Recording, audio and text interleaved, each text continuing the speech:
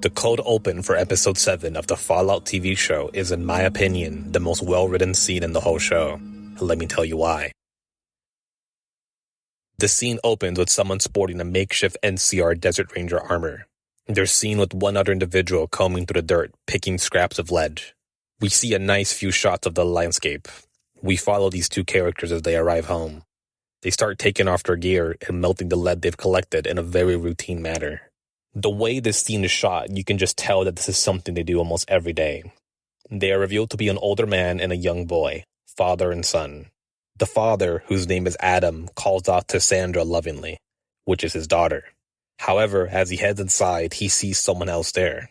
The Ghoul, one of the show's 3 protagonists. The tension in this scene immediately skyrockets, as the father's expression makes it seem like he's seen a ghost. The actor playing the father, Eric Estrada, gives one of the show's most underrated performances in this scene, despite the presence of so many amazing actors. Adam calls out to Sandra again, but this time in a more unnerving manner.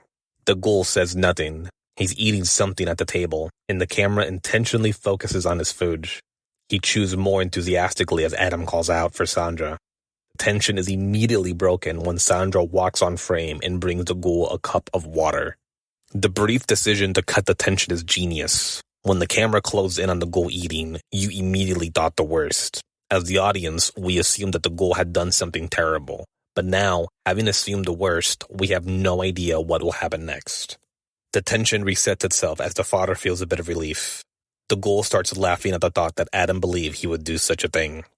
He then remarks about lead farming and that he probably has some of Adam's leads in him. I love this line because it shows that these two do in fact have some history.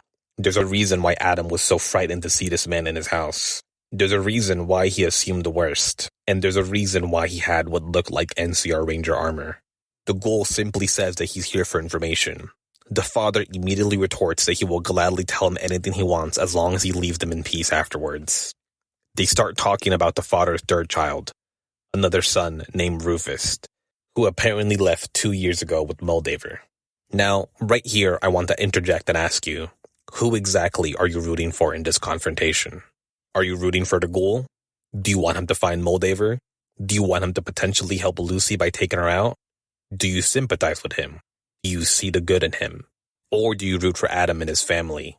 You don't want them to die. They haven't done anything. They aren't bothering anyone.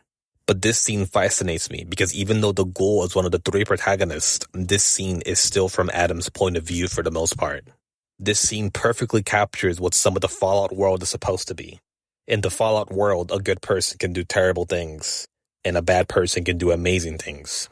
It's a world filled with moral ambiguity. Howard Cooper, the same man who once had an issue with his character killing a person in a show because of the integrity of the character. Someone who played a hero on TV is now gleefully telling another man that he killed his son. He then turns his attention to Tommy, Adam's other son. The Ghoul explains to the father that Rufus also had gotten young Tommy mixed up with Moldaver, and that he had sent Tommy some caps for the safe travel of an Enclave deserter. He mentions that he had a letter with all of this information, but he couldn't read it because of the bullet-sized hole covered in blood. He explained this to them in a calm but very mocking manner. He reminds them that if they give him this information, he will be on his merry way. Then the scene shifts focus between Adam and Tommy. Adam urges his son, begs him almost to give the Ghoul this information. But Tommy says the reason he did this is because he doesn't want to spend his life digging through dirt for scrap and wants a better life. But the father interrupts him with an angry shout to just tell him what he wants to know. This interaction is an important context for this dynamic. Tommy is genuinely opening up to his father. He's trying to tell him why he did this. And his father isn't listening. Now this may sound like a reach, but you can assume that Rufus might have also tried to talk to his father to no avail. The scene shifts focus again, now between the Ghoul and Tommy. A more tense stare-off. The tension is reaching its tipping point. You're there waiting. Is he going to give him the information? What's going to happen here? Finally, Tommy tells the Ghoul what he wants to know. The Ghoul lets out a deep sigh of relief and the music drops in intensity. The father now once again enters the focus. In a more calmly somber voice, he asks the Ghoul to please leave. The Ghoul gets up and leaves and everyone lives happily ever after. Right? This is a good ending. Right? If only. Puts the envelope away and asks Tommy if he's going to try and shoot him. It immediately cuts to the father, and again, my God, this man's performance is insane. You can tell from his face, he knows what's about to happen. He's scared, not for himself, but his only son. He pleads that he won't, but the ghoul says that maybe one day he will. The tension has reached a boiling point. It cuts to Tommy one last time. And this time, he's standing up proudly and staring the ghoul dead on. This is compared to his previous close-ups where he wouldn't look at him directly or his posture was more slouched back. This scene is directly telling us, the viewer, what Tommy is going to try and do. If this was a short film or an earlier episode, you might think this goes either way. Like I mentioned earlier, this scene highlights how each character we come across is the protagonist of their own story. We've been following perspective shifts from Adam, Tommy, and the ghoul. It's not a shared perspective like scenes with Lucy and Maximus. It's not the sole character point of view, it's all of theirs. Adam is begging for his son's life and trying to save his family. Tommy is not scared to die for his family and what he believes in. And there's nothing Cooper won't do to reach his goals.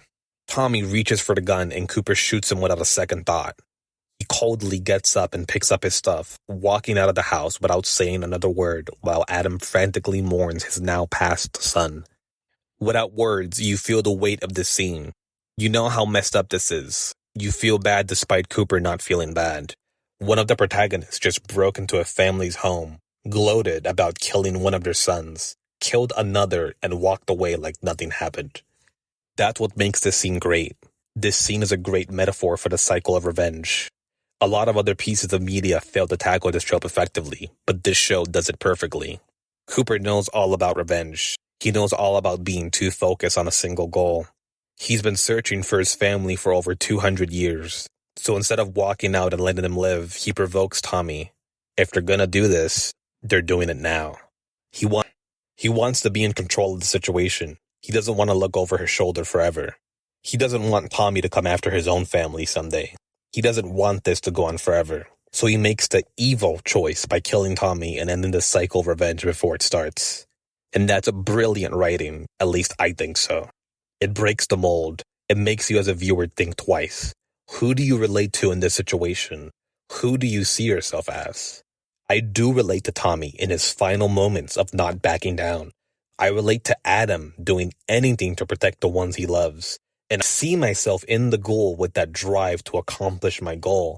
But when these three collide, this is what happens. For two minor characters, they had more of an impact on me than most characters on television. And I really do hope season 2 of the show has more scenarios like this detached from the main plot and just show more of the world. In the games, this scene would be a short side quest where your decision doesn't have a major impact on the world. It doesn't change the way the world works. You just walk away wondering if you did the right thing. And that's exactly what the ghoul does. He doesn't say anything. He doesn't make a quippy joke. He walks away in silence and takes a hit of jet as it transitions to the next scene, where it shows Cooper in a church, where after an outburst, he's also put in a situation of making a tough decision. This was my take on what, in my opinion, is the best scene of the show. But this show is full of these scenes. I highly recommend you check out the show yourself, if you haven't already. It's seriously an amazing journey.